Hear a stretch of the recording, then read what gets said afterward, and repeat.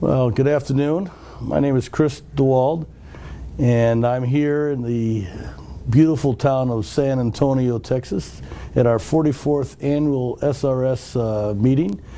I am to interview my father, Ronald DeWald, as a founding member of the Scoliosis Research Society. Dad, I got some questions here for you. First of all, I want you to start out by talking to us about your early life, where you're born, where you grew up, and we can get a little comfortable doing that. Okay, well, I was born 1934 in a little town called Aurora, Illinois, which is a suburb of Chicago, about 40 miles southwest. But I kind of grew up all over the eastern United States.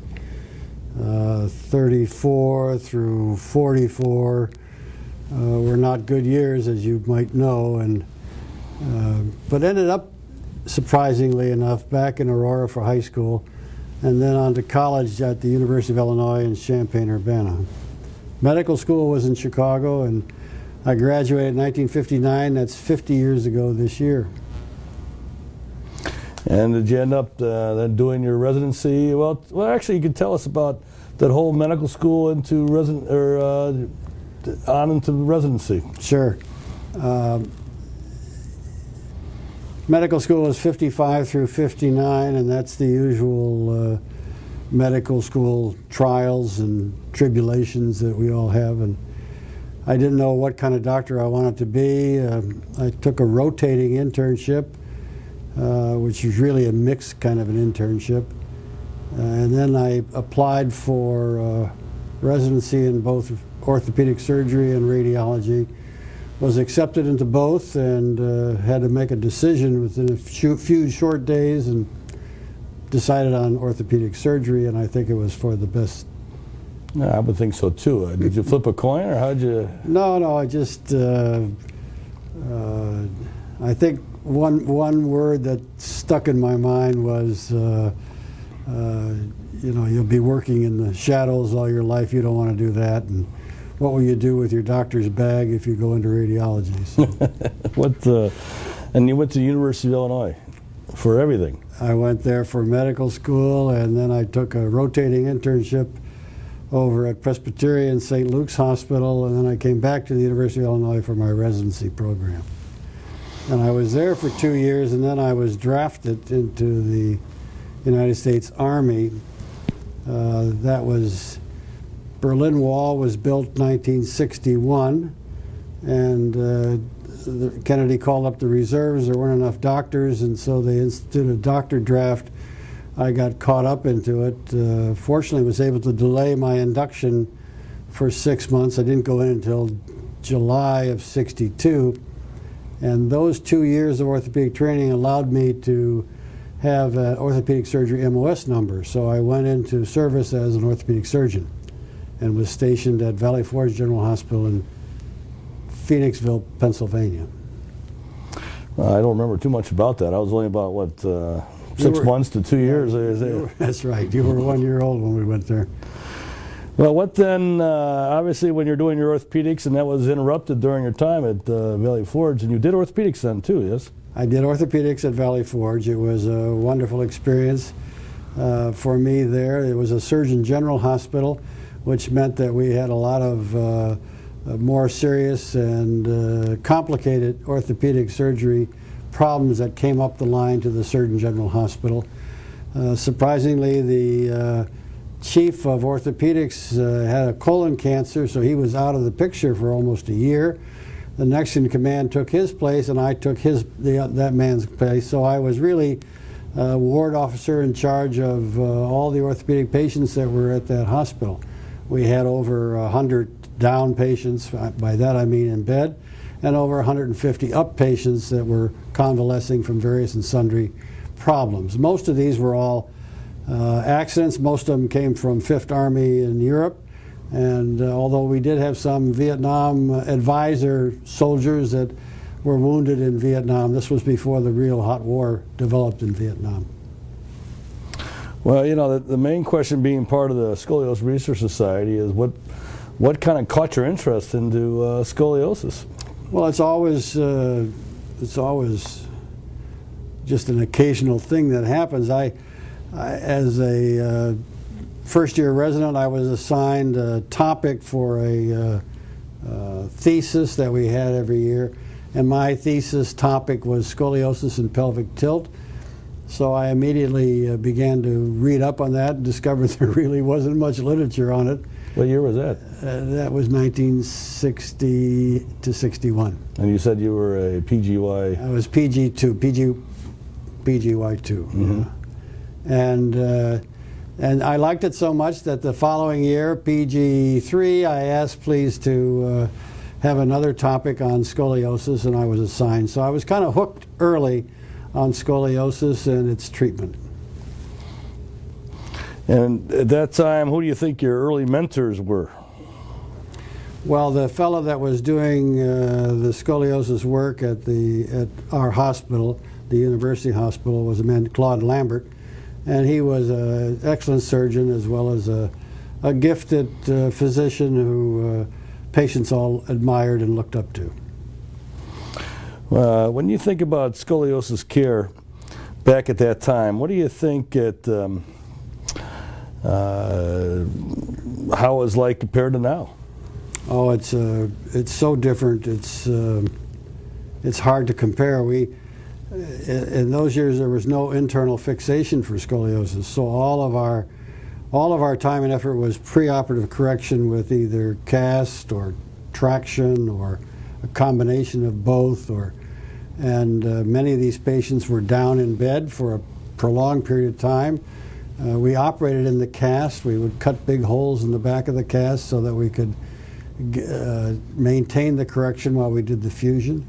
It's interesting that the Cobb elevators with their long handles really were born of necessity because we were so far from the wound with this cast on the patient that they had to have long instruments to get down to the spine. Just to get down to where you're working.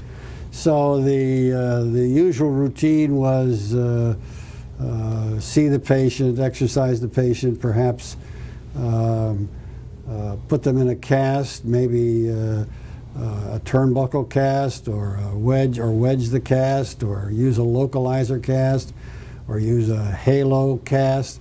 All these things were used for preoperative correction, then cut the hole in the back of the cast, then do the surgery, then let the wound heal, then put the back of the cast back on, wrap them up again, and send them home for a while. All of the time they were down, so some of these patients were down in bed for 9 months or more. Yeah, with that in mind, what do you think has been the greatest changes? Just the getting rid of the cast, or what do you think has been the greatest change? Instruments themselves? Or? Yeah, I think instrumentation of the spine. I think Paul Harrington's rods and his publication of them and his promotion of them was, in my estimation, the dawn of modern-day spine surgery. I've developed a little talk along those lines, and I was fortunate enough as a PGY3 resident to witness Paul Harrington operating on a post-polio patient, and he was able to correct the spine and fix the pelvic tilt in a matter of 6 or 7 hours, which what we would do without the instrumentation would take us 6 to 9 months to do that. So I mean, it was an astonishing thing to see. I was too junior a resident to scrub on the case, but I stood up on a box for the whole time and watched. Well, thinking back, what do you think your major accomplishments in your scoliosis professional life were? Well, I think there are several. First of all, I think you are an accomplishment. I think my son being an orthopedic surgeon and a spine surgeon is the greatest compliment any man can have in his own professional life. Then, of course, there's I developed a traction apparatus. I call it the Halo Hoop. It's probably better known as a Halo Pelvic device. This was widely used by the people in Hong Kong, and Professor Hodson, who had come to Chicago and saw this on my patients and took it back home to Hong Kong, and they quickly developed their they made them right there in their own hospital workshop and put it on a lot of patients, and so their experience far outgrew mine rapidly, and he changed the name to Halo Pelvic. But I can talk more about that later. I think that other accomplishments would be the beginning of a spine fellowship for interested orthopedic surgeons that wanted to study more in depth about spinal deformity and how to take care of it. And other accomplishments would be the textbooks that I've been senior editor with Keith Bridwell, and another textbook on the fundamentals of spinal surgery that I published through the SRS. So, did I say the endowed chair? The Rush Presbyterian St. Luke's Medical Center, Rush University, I guess. I'm the 75th endowed chair there. Is entitled the Ronald L. DeWald Chair in Spinal Deformity Surgery. So that was an accomplishment that I'm very proud of. And of course, within the SRS itself? Well, being a founding member, being a past president, I think those are milestones that... Of course. What year were you the president? 1988. 88. And do you have any specific memories of that year that you can recall? Yes, I remember we tried very hard to direct the society away from just adolescent idiopathic scoliosis and into a more broad spinal surgery research society. There had been an attempt to change the name of the society before me, but I tried again to call it, Scoliosis and Spine Research Society. So it was pretty easy to do, SSRS instead of SRS. I sent out a postcard to every member and said what we're doing, and actually a letter, and then an enclosed postcard that they could mail back, say, yes, I agree, no, I don't agree. Well, it was overwhelmingly that they all thought this was a good idea. And so we came to the meeting in Baltimore, and at the business meeting, I brought this up again for a vote, only to have some people adamantly opposed to it. And so I forget, I think John Moe made an impassioned plea that changing the name of the society would be like shooting his favorite hunting dog. So it didn't fly. Well, speaking of John Moe and such, how did you first become involved with the SRS as a founding member? Well, it was serendipity, I guess. Because of my interest in scoliosis, there was a continuing education course in scoliosis given by John Moe at the University of Minnesota. In essence, it was his showing us all of his cases on 2x2 slides and in a big auditorium. There weren't many of us, probably 20, 30 at the most. And towards the end of the meeting, which was 2 days, I believe, Dave Levine stood up and said, greetings from New York and from John Cobb, and why don't we start a scoliosis society or club or whatever? And John Moe said, yes, that's a great idea. If you write the Constitution and bylaws, I'll get it started. Well, that's what Dave did. And by 1965 or 66, letters went out to certain people that John Moe thought were good scoliosis people.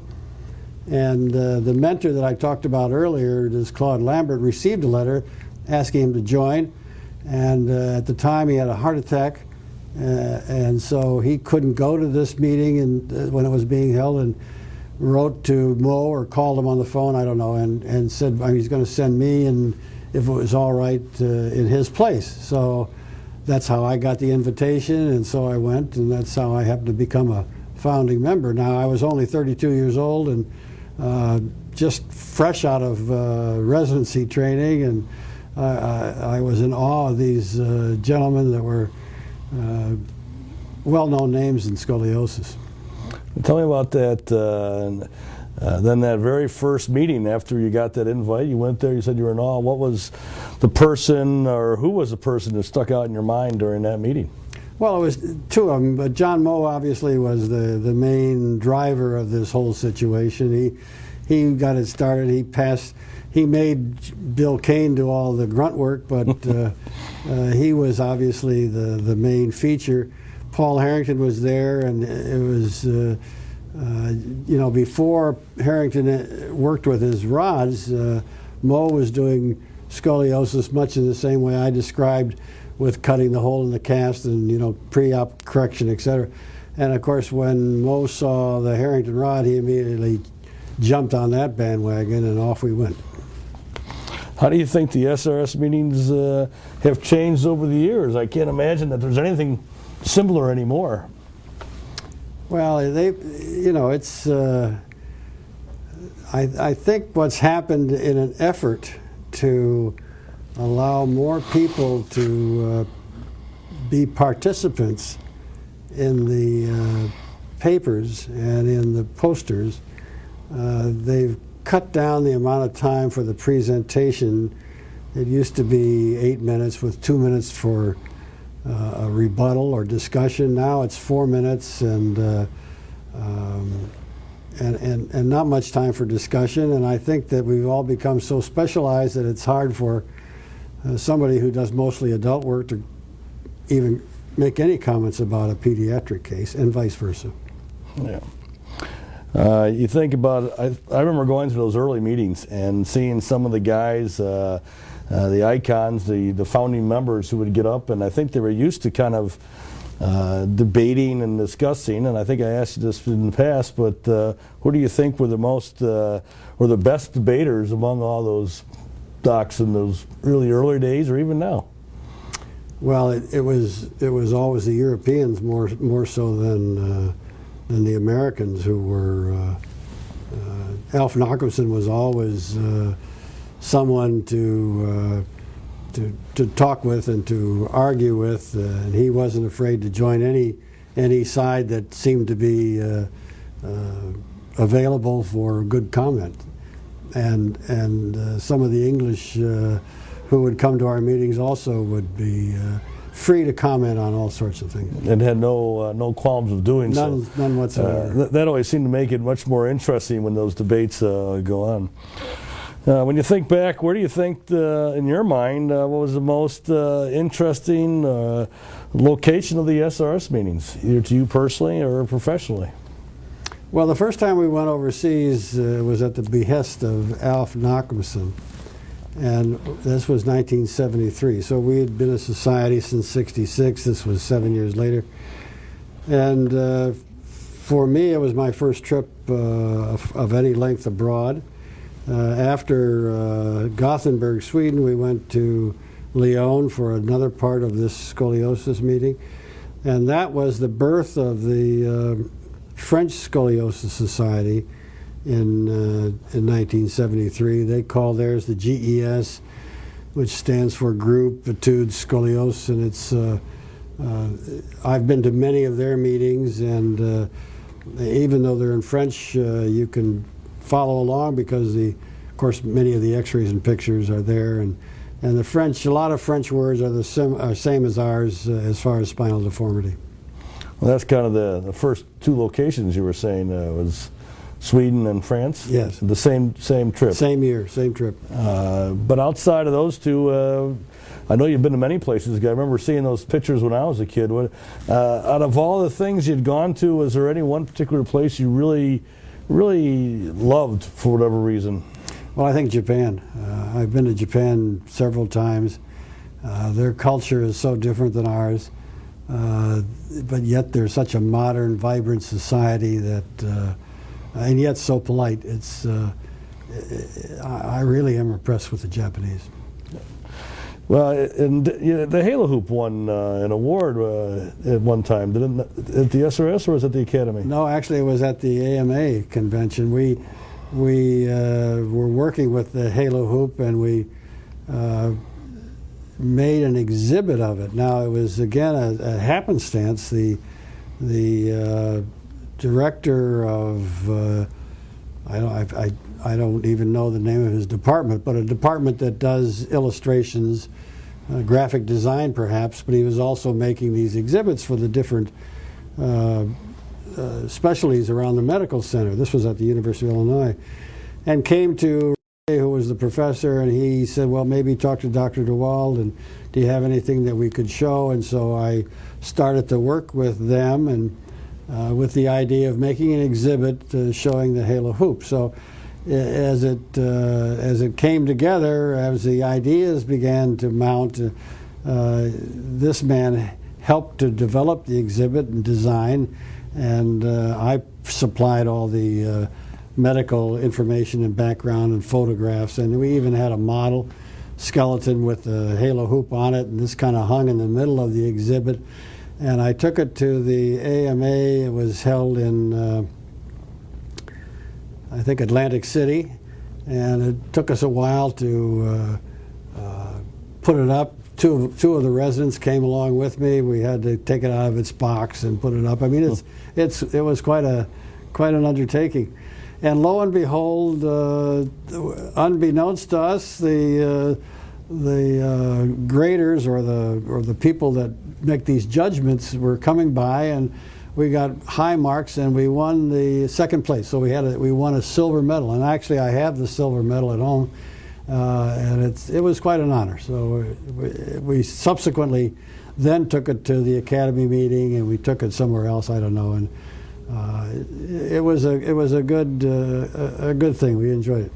Well, I remember you said that Dr. O'Brien picked up on this. Did he see it at one of these meetings, or had he read about it? Or well, O'Brien picked up on it because he was working in Hong Kong when Professor Hodson came back from Chicago and said, "Here's what we have," and I had given Hodson some drawings of what we had done, and so they just, the Chinese are great copycats. I shouldn't say that, but they tend to be able to make things very quickly without any too much fuss.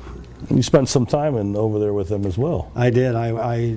When they got going and were using this extensively, Professor Hodson invited me to come and spend some weeks with him, and I did. And you might remember the trip because I think you were 8 or 9 at the time. I think I was 10. 10, so, okay. Because Ronnie was only 2 at the time, so that's when I learned how to miss McDonald's cheeseburgers. That's right. What, if you think back, is there anything you would have liked to have done differently during your career? No, actually, I don't think so. People have asked me that question in the past, and I've not been able to, probably spend more time with my family. I think that the younger generation now, I think even after your generation, whatever you want to call that, X or Y, I don't know what, but they seem to have a better idea that they're, and now with the new rules, the ACGME mandating that you can only work so many hours a week, I think it's better for rounder development of the individual. What it's going to do to their surgical skills, I don't know. I think that we're going to have to develop a little different system of teaching surgery than we've had in the past. In the past, it was always witnessing surgery yourself, but now there's so many other ways to do it, and the demonstration models get better and better. So I think we're probably going to track towards that end. Well, I know we just talked about Hong Kong, but getting back to that, I know you've always had an interest in international surgical techniques for scoliosis. Do you think, can you tell me anything about maybe about going over to Europe, or what kind of got your interest in international surgeons? Well, I think that I don't know what happened in America, but we became kind of a closed shop, and the Europeans were making such giant strides in taking care of spinal deformity that we were kind of not taking advantage of that. Furthermore, in Europe, when you talk about a scoliosis center, it's a scoliosis center. So a person like Klaus Silke would have a scoliosis center in Bad Villigen, which is a little tiny town in Germany, but he'd have 140 patients in the hospital with all of them had serious spinal deformities, and he was treating them in many different ways. So it was educational, to say the least, to go over there and have a look, and the same way with the French and the same way with the Italians. When was your first time, where'd you go first? In Germany or? Germany. In 1979, I went and spent some time with Klaus. Yeah, I think I remember some stories back then, but I think, was that when Dr. Lubicki went with you? No, that was later. Yeah. That was a couple of years later. All right, and tell me, you think about how and why, well, tell me how and why you developed that, the first spinal fellowship, well, at least a year-long spinal fellowship, and what it has meant to you. Well, I think it means everything. I soon realized that trying to take care of these spinal deformity patients and do what you do for them and to them requires a great deal of time and effort. And if you're going to treat more than one or two patients, you really need help. And you need somebody who's committed to this fact that they're going to take care of these patients. And I found that typical orthopedic resident, most of them were not really committed to spinal deformity surgery. So I thought we needed someone that was much more concentrated. And this is why I started this fellowship, and Dan Benson was our first fellow. He had been in Sweden on a year sabbatical from UC Davis, and I think was actually interested in a spine surgery deformity fellowship, and so he was our first fellow, and I couldn't have picked a better one. Yeah, I was trying to count back how many fellows you had. It's clearly over 60, and that fellowship continues on, and I'm now part of it, and in training it's probably up over 70 or 80 now from I'm sure now part of that Chicago Spine Fellowship. Well, can you think of any advice that you'd give to us young spinal surgeons or middle-aged spinal surgeons? Well, I think, I still believe in the old adage, first do no harm.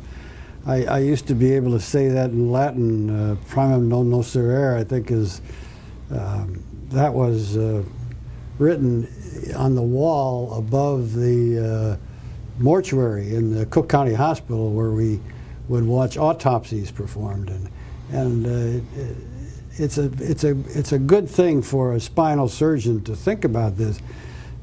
Some of the disasters that occur, you have to wonder if maybe somebody shouldn't be doing the type of surgery that was done. So I think every surgeon, no matter what age, should question, am I able to do this? What if this happens? What's my backup plan? And so on. I think that's true of all the good, successful surgeons. Very good. I remember hearing those different sayings throughout the whole years. I thought you might, say the old saying about the young spinal surgeon versus the middle-aged versus the older spinal surgeon, but yours is much more eloquent. Today, what do you feel are the greatest challenges facing physicians taking care of the scoliosis patients? Well, the challenge is time in hospital, operating room personnel, x-ray personnel, nursing personnel. To take care of any kind of a spinal patient requires a lot of people, and so the total continuum of care is only as strong as its weakest link. So you have to depend on a lot of these people. I can think through, all of my cases, and there's always the one that go wrong. There's always something that somebody didn't follow through with what they were supposed to do. I unfortunately have lived that myself. Tell me, what do you think, how your family, me or Mom, the brothers, and Ann, how they've influenced your career? Because it's a loaded question coming from your son, I know. But, it is loaded.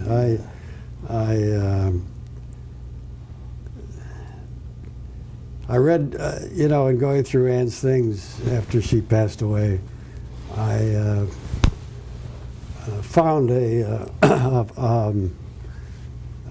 thesis or something that she had written when she was a college student. I don't know why she still had it, but she did. And it was surprising to me that she said something like, well, the most important thing was Dad's work and Dad's medical school or something like that. And so we all made sure that his accomplishments were the primary focus of our family. So I thought that was good. Yeah. All right, any other thoughts you can bring up here in the heart of Texas, as they say, to end out our interview? A lot faster than I thought it would go. Well, I think that I see troubles ahead, actually, for spine surgeons. In the bills that are now before Congress, one of them I think will finally pass, and I'm afraid that the whole scope of how we've practiced our craft or our trade or whatever you want to call it, our profession, is going to change, and we're going to now be part of some group or organization that's going to be held highly accountable for not only for outcomes but for expenses and care. So you won't be the independent contractor anymore. You're going to be part of an accountable group, and where that puts the spine surgeon is probably not very high up on the totem pole of who's calling the shots. And the American College of Surgeons is well aware of this, and they're trying to make the surgeon the person in charge in calling the shots, but I don't think that's going to happen. You know that there are so many pediatricians and internists in this world that they seem to gravitate towards these kinds of organizations and seem to be the people who are running them and calling the plays. So I'm not sure what to do about it. I think it's just the evolution of care. We didn't talk about my endeavors to try to get the boards of orthopedic surgery to recognize spine as a special subspecialty. As you know, orthopedic surgery recognizes hand and sports as subspecialty and does award certificates through them. As you know, orthopedic surgery is one of 24 boards, and they're all under something called the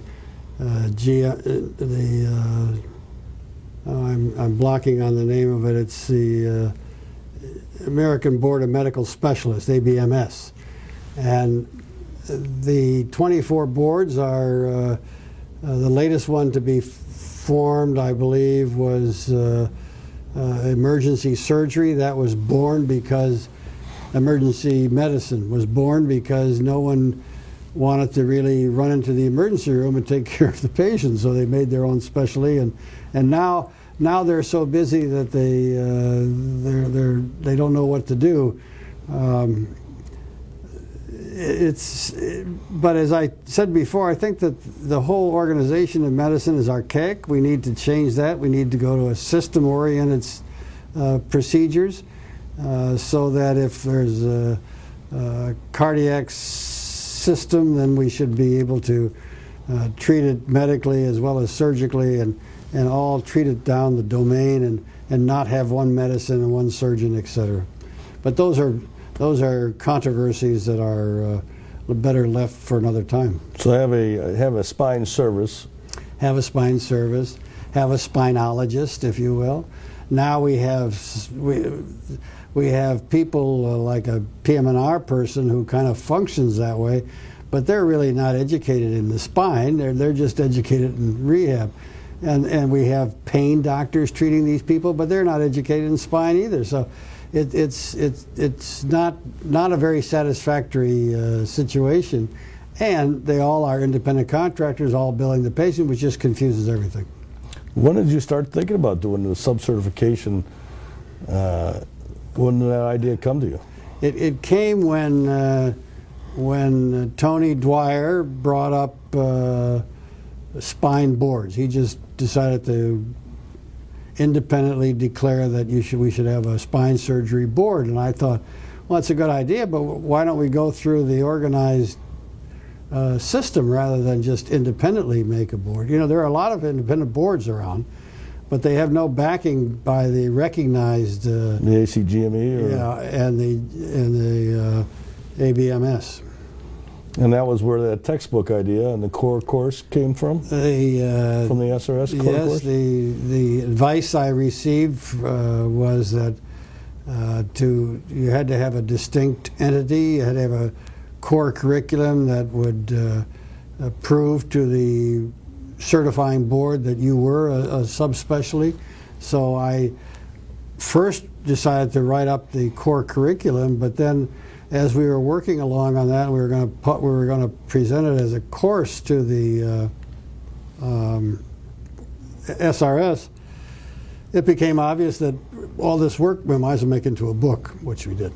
But then when we took the book to the Board of Orthopedic Surgery for the presentation and said, here's our core curriculum, the Board of Orthopedic Surgery said, well, this is a textbook, it's not a core curriculum. So I'm not sure where we were with that, but it was obvious that they weren't ready to go along with this kind of proposition.